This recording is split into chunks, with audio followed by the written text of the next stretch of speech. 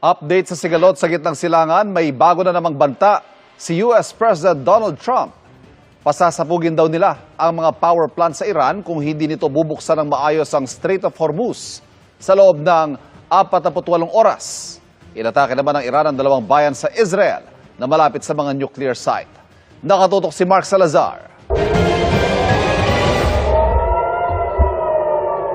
Umalingaw-ngaw ang mga sirena sa West Bank at Tel Aviv, Israel dahil sa missiles ng Iran. Maraming istruktura ang nawasak. Damay rin ang isang kindergarten.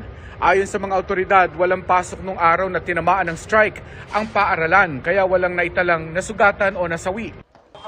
Inatake rin ng Iran ang mga bayan sa Israel na malapit sa isang nuclear site. Kabilang dyan ang Dimona na malapit sa isang secretive nuclear reactor ng Israel. Walang napinsala sa Nuclear Research Center sa lugar, pero halos 4 na po ang sugatan.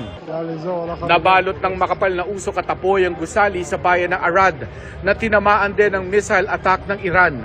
Isa-isa ring sinagip ng pulisya at mga rescuer ang mga residente. Kinabukasan, tumambad ang lawak ng pinsala sa Arad kung saan 20 gusali ang nadamay.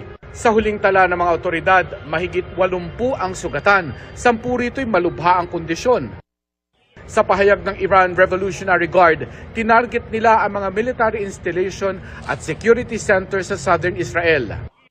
Ang Israel naglabas naman ng video ng kanilang pag-atake sa umano'y main site ng mga ballistic missile infrastructure sa western Iran. Marami raw silang nasirang ballistic missile array matapos ang pag-ataking ito. Binigyang diin ng Defense Minister ng Israel na mas palalakasin ang sanib puwersa ng Israel at Amerika ang pag-atake nila sa Iran ngayong linggo. Si US President Donald Trump tila kumambyo naman sa pahayag niyang matatapos na raw ang kanilang mission sa Iran. Nagbabala ngayon si Trump na aatakihin ng Amerika ang iba't ibang power plant sa Iran. Kung hindi nito bubuksan ang Strait of Hormuz nang mapayapa at walang pagbabanta sa loob ng 48 oras.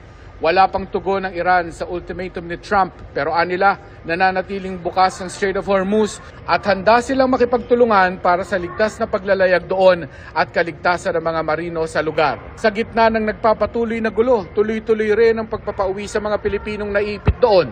Ligtas na nakauwi sa Pilipinas kahapon ang 25 Pilipino matapos ilikas mula sa Israel. Para sa GMA Integrated News, Mark Salazar, nakatutok 24 oras.